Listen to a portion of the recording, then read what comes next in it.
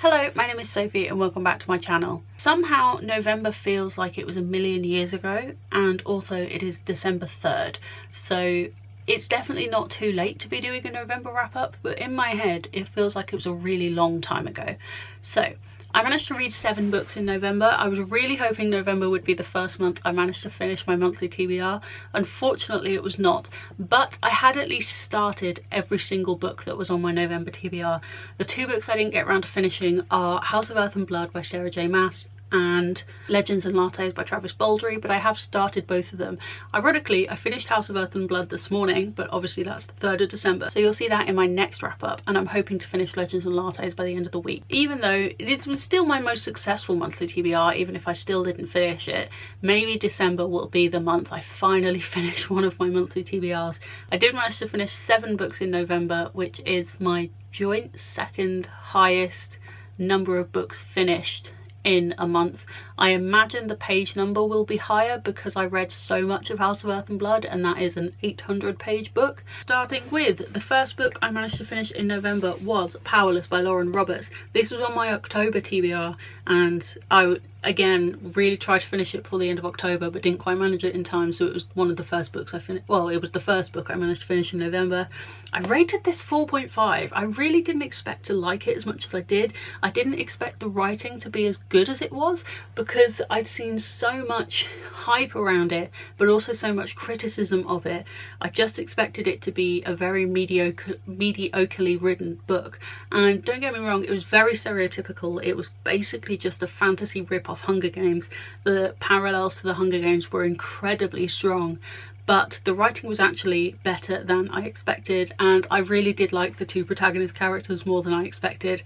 So I rated this 4.5. I listened to the audiobook and I think that really helped because it was really well narrated. I do think it's too long, but then if I thought about what I would cut out, I don't know what I would cut out. I am going to be carrying on with the series, but it didn't like entice me enough to sack off my TBR and start reading it straight away. So I did enjoy it. I didn't love it in the way that I needed more content. Bearing in mind I have both the novella and the sequel in my collection, but I did enjoy it, and I will be reading the novella and the sequel at some point. Then I read what I think was a new release in November actually, the sequel to the sequel to Can't Spell Treason Without T, A Pirate's Life for Tea, and I rated this one 3.5. I did not enjoy this as much as the first book. I thought the characters felt a little bit lost in their descriptions and kind of who they were as characters. At first I thought it was going to be, here are 2 new protagonists and your protagonists from book 1 are going to be like sideline characters, so a bit like an interconnected standalone where the main story is about different people but you get like features from the other characters. But then it's like the book couldn't quite figure out who the main characters were because you had these 2 relationships and they were both kind of battling to be the main relationship. I did think the ending of this was much better than in Can't Spell Treason. I thought that was much more engaging because the audience was more involved in it. I have pre-ordered book 3, but not because I'm desperate to find out what happens next, but more just to kind of, I'll check in on these people again. So I rated it 3.5. It was fine, it was enjoyable, just wasn't my favourite, especially in comparison to the first book in the series, which I believe I rated 4 stars. Then we have a book that I can't show you because I borrowed the audiobook from my library and I don't actually physically own it, and that is One of Us is Back by Karen M. McManus, which is the 3rd book in the One of Us is Lying Bayview trilogy books. When I first read One of Us is Lying, I really wondered what sequels could be about, because I think it can be really easy with a kind of small town murder mystery to have too many murders in one town and it to be like, how has this town had 3 murders in 3 years or whatever. But actually it all seemed incredibly organic, and although you had that element of, oh my god, how are so many people dying in this town, it felt like it kind of worked. The characters were so well developed and had such strong narrative voices that their stories really carried throughout the whole trilogy. I loved One of Us Is Back.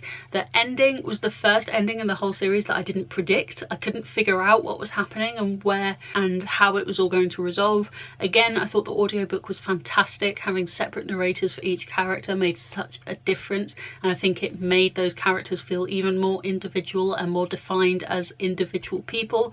I rated it 5 stars. I really enjoyed it, and I'm now on the lookout to find a physical copy as a trophy for my collection. I really enjoyed it and thoroughly recommend this series if you're looking for something really fast-paced, really engaging and really character driven, particularly the audiobooks. I managed to read my last ever Famous 5 book because too long didn't read, TLDR. When my husband and I got married, we asked our guests to gift us a copy of their favourite book, and in an endeavour to read them all, I started a book club, inverted commas, where we take it in turns each month to choose a book, and generally I read it and he doesn't. As a subsidiary of that, my mum gave us a box set of Famous 5 books because they were her favourite books from her childhood, and there were 10 books in this series, and rather than reading 10 books back to back, I attempted to read one a month. Considering I finished book 10 in the 11th month of the year, I clearly wasn't that successful, but I wasn't that unsuccessful because that's only 1 month where I didn't read a Famous 5 book. Either way, I finally finished book 10 and I finished the box set, and I can't tell you how happy I am about it. This is another book I rated 3 stars. The whole series is a 3-star series for me.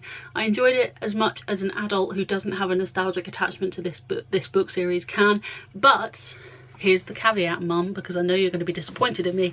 I'm excited to potentially read this with my children one day and experience their joy with them. I think that will be a really nice way to enjoy this series. So basically, Mum, if you're annoyed with me for only rating it 3 stars, maybe we should have read them together when I was a kid and then I'd feel nostalgic about them. It feels like I read these books so long ago. I only finished it like, okay, it was the beginning of the month, but still. Then I picked up The Worst of Me by Kate Levan. This is a book that was published in 2010, and I'm pretty sure I probably bought it around that time, and I've only just got around to reading it. So if that doesn't give you a scale of how bad my physical TBR is, I don't know what will. But this was put on my 24 in 2024 list because when I was making that list, I mostly picked it off books that I really wanted to read, and then I had a few gaps at the bottom, so I used my TBR jar to pick the last of the books that would be on that list, and this was one of the books I picked out of my jar, which I was actually really excited about because this isn't a book I would have gravitated towards if I hadn't picked it out of the jar. But I ended up rating this 3 stars. I was going to give it 3.5 stars because I thought the narrative style really well conveyed the feeling of how messy it is to be a teenager and how complex all those massive feelings and emotions that you're just learning how to comprehend can feel within one tiny teenage body. It was a tricky one because there was an element of like a love triangle, but also romance that shouldn't have been a romance, and there was an attempt at tackling a quite serious topic that I don't think was executed particularly well. But the reason I knocked it down from 3.5 to 3 stars is because the ending feels like it's missing 50 pages. There's like a rather big incident where someone gets quite severely injured.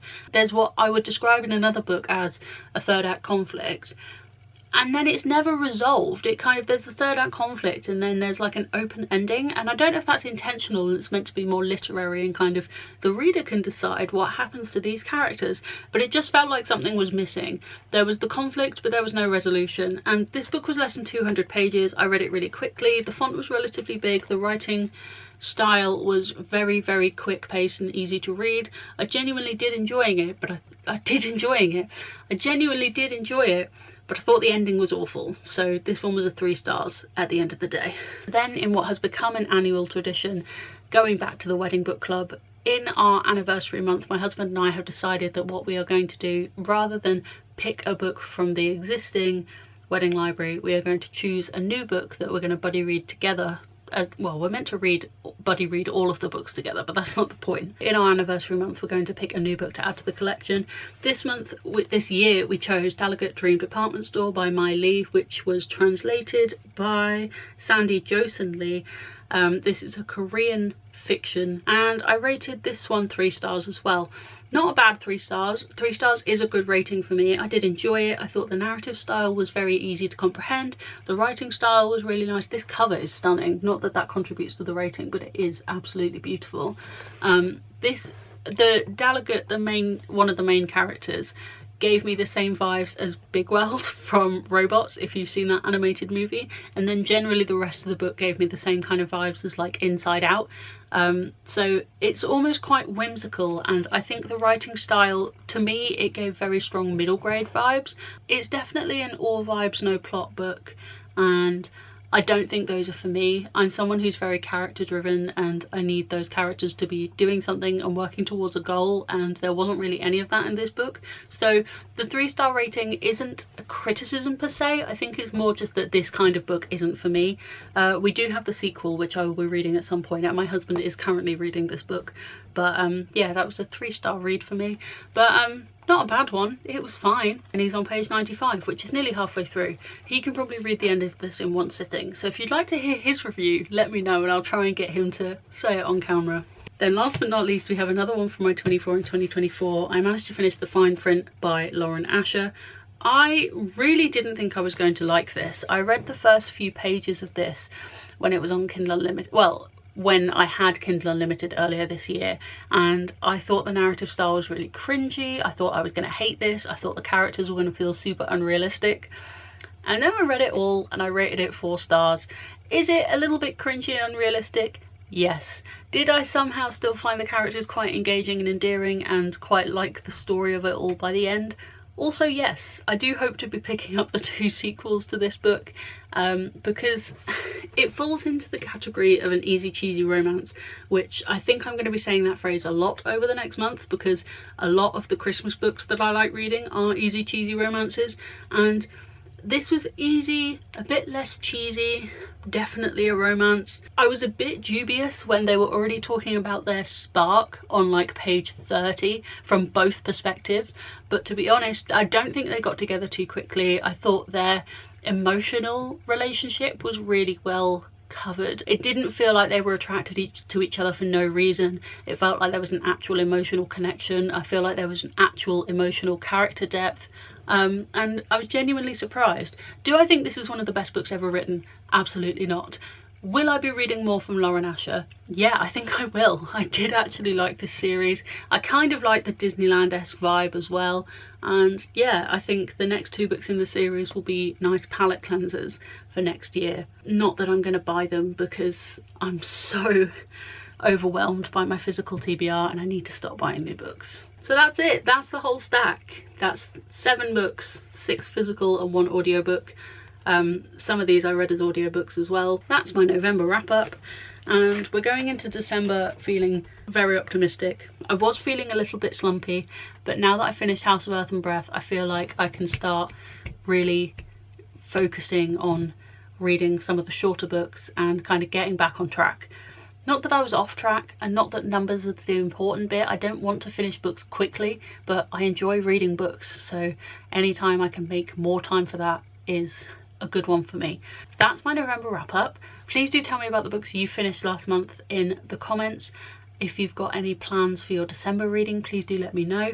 And here's time for a fun announcement. This time last year is when I came back to YouTube after taking a couple of years off, because it was 10 years since I did my first ever Vlogmas to start my channel. So my channel is now officially 11 years old.